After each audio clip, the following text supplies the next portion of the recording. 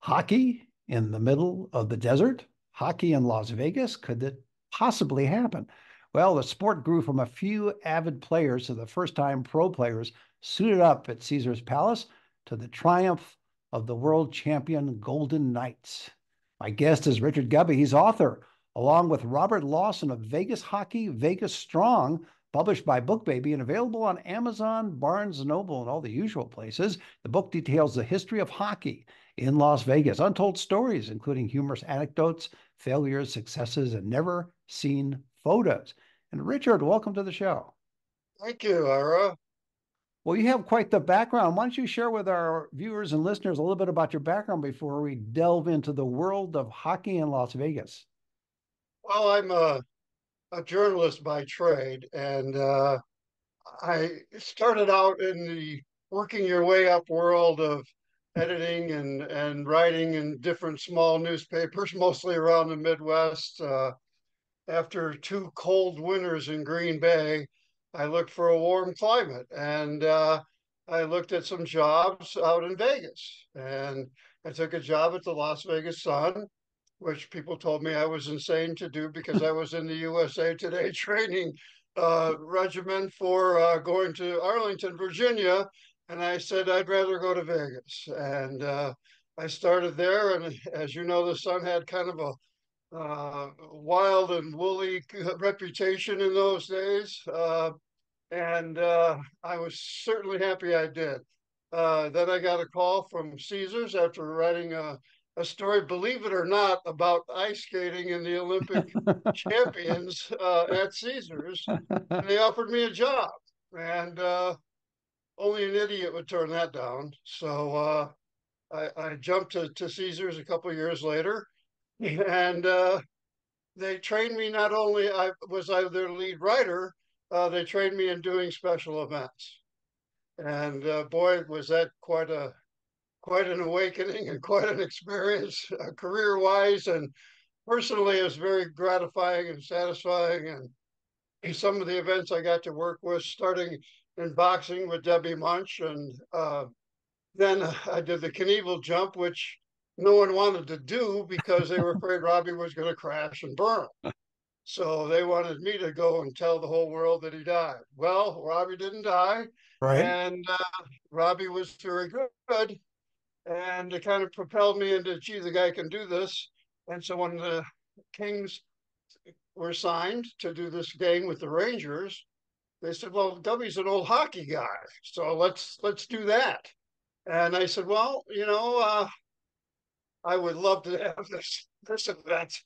I mean, who wouldn't want to work with Wayne Gretzky and Larry Robinson and Dave Taylor?" And as it turns out, Ira, this was the first time that professional players put blades on ice. When the night before we did a media skate, a kind of a amateur skate with little kids, and it was a promotional deal. And I learned in those days that you promote an event by in Vegas because all the tourists are here. So you gear all your advertising and your promotions to the last minute. Well, at the last minute, we had like 15,000 people buy tickets to this event. If anything, the only times I got in trouble at Caesars was over promoting. There was Which is a a good near thing. riot in the Olympic Casino getting tickets, and it turned out to be great. But at 10 o'clock in the morning, the day of the game, I got a call in my office saying you need to get down to the rink, which we had built outdoors, as you know, and this was in September, so it was very hot. And they said, there's a problem. And I said, no, no, don't tell me that. So I went down there, and some guy from the ice manufacturing company, don't know why, decided to drop we had a net over the rink to keep it from the sun from burning the ice. And he dropped the whole tarp onto the ice and melted it into a puddle. This is hours before game time. Amazing. And Bob May, who was the head of the ice company, the NHL recommended for this, and that we paid a lot of money for. And I don't think I ever heard a guy swear so much in my life. And I asked him one question: "Can you fix it?" And he said, yeah, I can fix this. And he did. And the NHL approved it where it had been unapproved in Tampa and other places that they couldn't make the ice playable in an outdoor setting. You had He wild was days at someplace. Caesar. You had wild days at Caesars, and we'll have to throw out a shout out to Phil Cooper as well, because I know Well, he's Phil mentioned was in a the big book. part of that, especially the amateur skate the night before. Phil and I are still good friends. He's in the book a lot because Phil had a lot to do with the Thunder. But Phil, uh, he worked so hard with me on that event. It was kind of a double team, and we had so much fun. I mean, working with those guys, especially the amateur skate, and I got to go out there with those guys. Michael Bryan from KKLZ was also in the group, and there weren't a lot of media guys who could put skates those days. So we had so much fun doing that. And, after we fixed the ice, the game went so well, of course, until these grasshoppers slash locusts, whatever you want to call them, who come in every so many years, decided, hey, um, let's jump on the ice. Yeah, of course.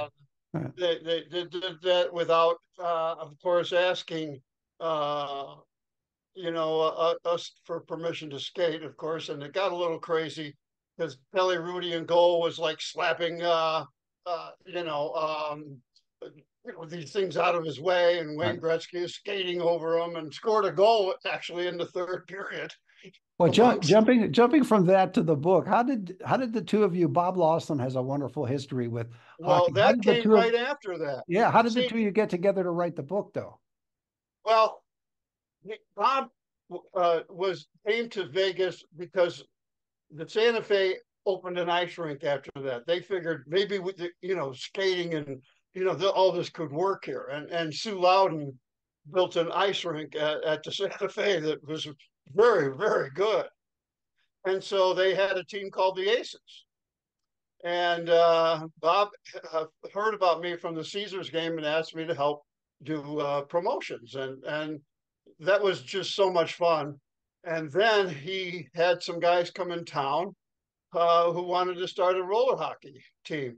And that's, I'm wearing the Flash jersey right now, which was roller hockey with professional uh, NHL players and Russians and there were so many insane things. And Kenny Morrow, who won 4 straight Stanley Cups with the Islanders after winning a gold medal on the Olympic the Olympic Miracle on Ice team. Well, so I was working with Bob so much, and we kept contact over the years. And he called me up a year and a half ago and he said, Gubby, we're going to write a hockey book. And I said, well, he said, I got so much stuff and you have so much stuff and we have so many funny stories. We just don't want to make it a historical book. We want to make this fun. And Bob's a very gregarious, kind of Barnum and Bailey's type guy. He made hockey work in the desert at the Santa Fe by putting on like everything from beer and casino specials and putting this team that basically kind of uh, rivaled the Thunder. They didn't have the talent, but boy, they had the fans. And so we were very successful in bringing in some players who were really entertaining. It wasn't just hockey. So Bob said, let's do this book. We had photos. We had my stuff from Caesars, the Aces, the Flash. Bob's dad started amateur hockey in Las Vegas, which is now in the hundreds of thousands of kids, who have come through the program over the years. And so all of that was laid the foundation. Everybody thinks the Golden Knights were the start of hockey here, which isn't No, true. they weren't. That's correct. But the Vegas Golden Knights, though, really took it to the next level. And that's what I want to talk to you about because your book covers all of the history of hockey. And it's a fascinating history. But were you surprised, given your background, of the success of the Vegas Golden Knights? And also, did the Cup and Six vision become reality sooner than you thought, later than you thought? Were you amazed when that was even Oh, thought it about? was so much faster than anybody ever could comprehend because the NHL changed their NHL entry draft for an expansion team. And so they made it so you weren't having a bunch of bums that teams didn't want anymore, or salaries they were trying to dump. And teams also made mistakes. They left like Marc-Andre Fleury unprotected, who was a cup winner, and all these other guys that they said, their scouting was excellent. Bill Foley brought in, all these pros that really knew hockey. He didn't just jump in here and say, oh, great, I got a team. What people don't know is that Jerry Bruckheimer, a few years earlier, would have had an NHL team had there not been a recession in 2008, because he pulled out. He was going to build a rink behind Bally's, then Bally's, and that fell through, or we wouldn't have the Golden Knights. So that's another story that's in the book. So the Golden Knights had this opportunity, but then came, of course, the October shootings, and the city was just, devastated by that. And here come the Golden Knights, and they just picked everything up, and they started winning instantly. They won their first so many games, and so it wasn't just, oh my God, well, it's an expansion team. And they went sellout after sellout after sellout, They which still do. everybody, Yeah. Ira, I don't know if you know this, but there were 30 failed professional teams in this town before the Golden Knights came along. Hockey, basketball, anything from tennis, football, as you know. Right. All these teams didn't make it, after a while, either poor management or it just wasn't a good idea in the first place. But Foley, So, Bill Foley had the vision to and the follow through to make it work. That's the fascinating part to me. And in yeah, reading the book, I mean, when I first heard about hockey, I'm not a hockey now. I am, but I wasn't a hockey fan prior to Vegas Golden Knights. So the idea of establishing a professional hockey team in Las Vegas sounded like a pipe dream initially to me, but clearly it has succeeded. And we enjoy going to, my wife and I enjoy going to the Vegas Golden Knight games. It's a whole different dynamic here than I'm sure it is in other cities with their teams. And I think too, Richard, you may agree with this or may not, but because it's such an organic team to Las Vegas, that has an yes. impact as well. Certainly after the shootings, that had a major impact, but it's also the fact that it's a Vegas born team. Well, you had to overcome a couple major obstacles. First of all, the only reason that Rich Rose got the Caesars game in is because he went to the Kings and not the NHL, because the NHL detests gambling, always had, always will. Well, they wanted no inkling at all of having a crooked sport. And so you had this going for him. But what Foley did that was pretty amazing is he went out and sold all these season tickets, for these people to say, we're going to make it work. Because there were all those doubts. Like you said, nobody thought hockey in the desert. I mean, come on. So he sold all those tickets. And then the NHL said, hey, wait a minute. They could have given the franchise to Seattle, which they did eventually get a franchise. But they had this, wow, now we really have to take a look at this. And so gambling was kind of pushed aside. And besides, Ira, there's gambling, as you know, everywhere. When you first came to this town, Vegas was it. I mean, everybody thought in Deadwood, South Dakota came along that the proliferation of gambling was going to hurt Las Vegas, which was silly, right? And, everybody was worried, oh my gosh, when I was at Jesus, is something, are we going to lose it? No. I mean, look at it. Look what happened. And so now you've got every pro franchise, every major league in the country, from soccer, baseball now, obviously. You got basketball is huge here. The Raiders coming to town. It's become not just the entertainment capital of the world, but now they're calling it the sports capital of the world. Yeah, it used to be Gambling entertainment. secondary. Yeah, it used to be entertainment capital of the world. It used to be convention capital of the world. And I guess we can have more than one title here, which makes sense. Did you when you were researching the book, and you really didn't have to do too much research between you and your co-author because you guys know all this stuff, but did you find anything out that you didn't know before about the Vegas Golden Knights or the history of hockey? Yes, because we started interviewing people like Steve Stallworth, who Mhm. from the Orleans and the Thomas and Mack. Steve was big in bringing in franchises. He brought in the Wranglers. He told us stories like you wouldn't believe that happened to the Wranglers. He and Darren Lebanati, who worked at Thomas and Mack, told us all about the demise of the Thunder, how what went wrong there. Because they started out really well, and then all of a sudden, wow, what happened? And that was because of bad management and poor promotion and people assuming that, okay, now we opened the doors. See, and the Flash had great promotion and great fans, but terrible ownership. So you had all these different stories that went into it, yeah,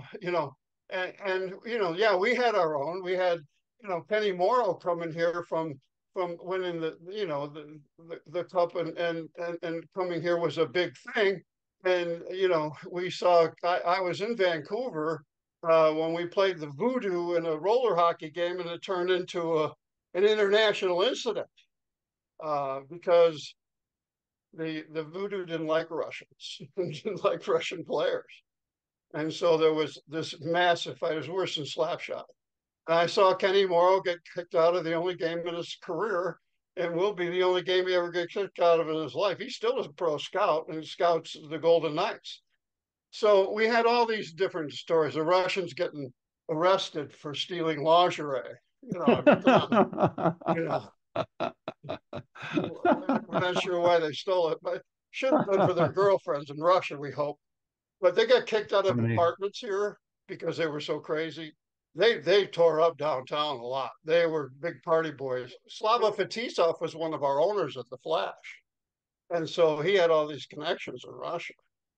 So you had all these different. You had the aces with people like Myron Freund and other guys. Myron lost an eye in a game, and just put that back in and played the next day. You had guys that did all these different things. That we uncovered a lot of other stories we didn't know. We had, the ownership of the Wranglers that really weren't very good. And poor Steve, he made it work because Michael Gahn wanted it to work. Michael Gahn built that hockey arena so his grandkids and his family could watch hockey. Well, if you have the resources, that why was not? gonna, yeah, they were gonna try to build a hockey rink on the top of the Union Plaza. I don't know whose bright idea that was, but that wasn't gonna fly Now either. they have pickleball there now, so that No, works out much yeah. better. When So when Robert called you to tell you that you two are going to write a book, and you at first maybe were reluctant, but you decided, yeah, you know what, it's probably a good story here because between the two of us, we know all this stuff. How long did it take you from beginning of the agreement to finishing the book? Was it a year or less? Or it was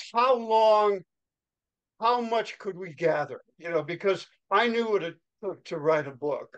I've been a journalist all my life, and there's anybody can write one, but does it mean anything? And so I didn't want to write something that was like, oh, blasé.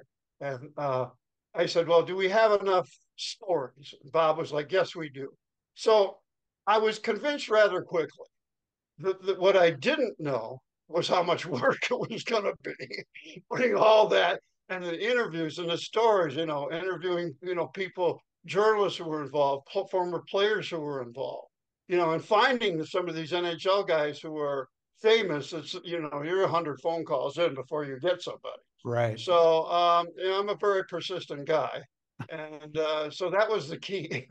Bob, he got all these stories on the back of his head, Right. and now we've uncovered so many more. He wants to do another book called The Second Period, so we can write even more about this stuff because there's some more things that we start, and we've made a lot of friends and around the country.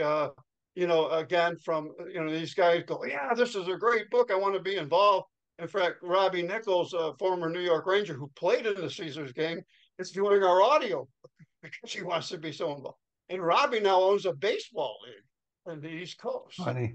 Uh, Have you gotten feedback from not necessarily individuals such as you just mentioned, but from, for example, the Vegas Golden Knights as an organization, or some of the people involved with the team that have read the book and um, gave them a sense of perspective about the whole history of hockey as well in Las Vegas? Yeah, you know, I think it's still permeating into the management of the Golden Knights that this is, hey, this is a legitimate book because they put out a book, but that's their own history. Right. This is something that starts with the Gamblers in 1968 about how they brought in teams and got them drunk and then played them the next day when they had hangovers. I mean, that's you know stuff like that is not going to be in the Golden Knights book. Correct. How they played at the old Crystal Palace. I don't know if remember that far Yeah, the back. Crystal Yeah, Palace. in the Yes. commercial center. Yeah. Yeah. I mean, they had metal grandstands and a bar. That's what they had, and a bunch, and one of the players on the team had ties to an alcohol company, so they they were some crazy guys, and I knew some of them. When I first came here, I wanted to play, but it was too hard. I would have had to rebuy all my equipment. I played in the Midwest for a while, and then I had to try out with the Rangers, which was more journalistic than it was skill. Believe me. So we had, I wanted to play. I actually played at the Santa Fe for a while, in a league that sprouted up after the Caesars game. So we had guys like Randy Hewitson, who is no longer with us, died of cancer years ago, who basically started a hockey store on North Rancho and supplied all these little kids and players. Then Kilroy, the guy that owned Kilroy's the bar, after the Caesars game, he started a skate at the Santa Fe that I played in, where they had a lot of pro players. And they used to use, like, I was a goalie, and they used to burn through four goalies in about 2 hours because it was Hmm. so much up and down. It was like an all-star game. They didn't play defense.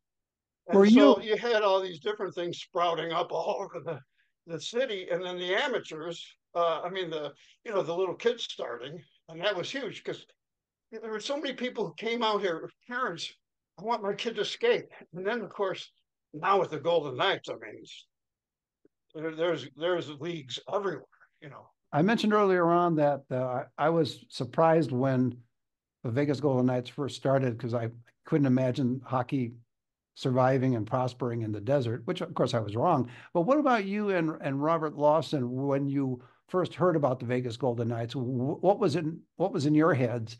Did you think this was going to succeed, given you both knew the history of all the previous hockey teams in town? I had no doubt that they would. In fact, Wayne Gretzky, on the TBS telecast of this year's Stanley Cup, last year's winner, he said that when I played in the game at Caesars, I had no doubt that the NHL was going to work here. And, who's going to doubt the great one?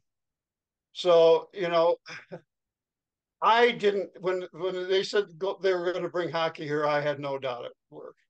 I was not one of the doubters at all. Same with In Robert. fact, my regret was not buying the earliest season tickets because I'd be rich. Same Uh, thought with Robert as well. Robert Lawson. He also. yeah, Bob never had any doubt either because, you know, uh, he played the sport a lot and coached, and was a GM of the Flint Generals when they won a title in the minors. So he knew that. He also brought in a lot of the Blackhawks to come and do skates, and then Gretzky did all these camps or fantasy camps and so forth. Still do. So there was always this in the background. There was always hockey, and then as nobody's from here. Everybody's from New York, everybody's from Boston, everybody's from Chicago. And so, that's why I thought hockey had the biggest chance of everything. But, in the early days, when I was at Caesars and everything else, that's when I had my doubts because I saw all these teams fail and all these owners putting money into these football leagues. So I'm like, those I knew were going to fold. Okay. But The were you Thunder, I thought, had a chance. but were you surprised at how quickly the Vegas Golden Knights took off? I was surprised how many sellouts and how expensive the tickets are. Yes. You can't get a ticket. You got to know somebody, or go to the secondary market. You're going to get hiked up. So yeah, that's what I'm surprised at. Is just how hard it is to get a ticket, and Yeah. and not you see uh, now what people don't realize is hockey is a sport that crosses genders. Okay, and women love hockey. And so that I thought especially when you had Marc-Andre Fleury on the team, I mean, it's like, oh my gosh, I want to go see Marc-Andre Fleury play. And so now you've got, you know, this gender crossing that's, women love hockey. And you look in the crowd in the Golden Knights games, they're not men. There's a lot of men, but then look harder and there's a lot of women. Yeah. So that's what is going to sustain the sport. That and the fact that little kids are going to play, Yeah. and the little kids they want dad to buy them a ticket. What's the most surprising thing that you found in writing the book, or maybe Robert Lawson found it, or you both found it? What was the most surprising thing that you discovered in writing the book, putting all the information together? Was there one thing that jumped out at you? Well, I would say mostly that it was um, the effort that people put in. I didn't realize, like for instance, the Wranglers, how many years and how good they were, and but see, they used promotion. I mean, they had prison night. Uh, each team wore different prison uniforms to commemorate Rod Blagojevich going to jail in Illinois. They had pajama night where the games didn't start till midnight. So I think it's the promotion of some of the things that really work. I mean, that's why the Stars made it in baseball. They did promotion, and who knew what's going to happen to the minor league team, with the A's. That's all up in the air. I think the question is now, can the A's make it? Can they survive off of tourists and locals coming? And I think they were smart to only build a 33,000 seat stadium, so you don't have empty seats on the strip. I don't know if it's going to work where it's at, but we'll see what happens. But see, now you got questionable ownership. So the Golden Knights had an owner that had money, a hockey background, a military background, okay, and knew all these guys in the league that would come. Not only that, McCrimmon and these guys, and then he gets all these good coaches to come for him. And then what Cooper did, and what the Golden Knights did, that was exceptionally smart, and other teams in hockey need to copy this, is all these players live out in Summerlin near the practice facility. Their wives all know each other. The players are all friends. It's a fellowship. And that's also what really made them click. Hey, we're the misfits, I'm on the misfit toys thing. Nobody wanted us. Hockey's a great motivator. That's why it's such a difficult sport, is because motivation is really big into how you make, and that's what made it work here. There were so many dedicated people, not just Bob, and there were others who preceded him, but he knew them, and they brought him out from Michigan. You got to bring in talent from out of town to make this work. It wasn't just a bunch of locals who said, let's make a pro hockey thing work. Well, that's a great way to leave it. My guest has been Richard Gubbe. He's author, along with Robert Lawson, of Vegas Hockey, Vegas Strong. It's published by BookBaby. It's available on Amazon, Barnes and Noble, and all the usual places. And Richard, thanks for being on the show. And you can follow Richard in the book on Facebook. Thanks, Richard. Thanks, Ira. See you next time.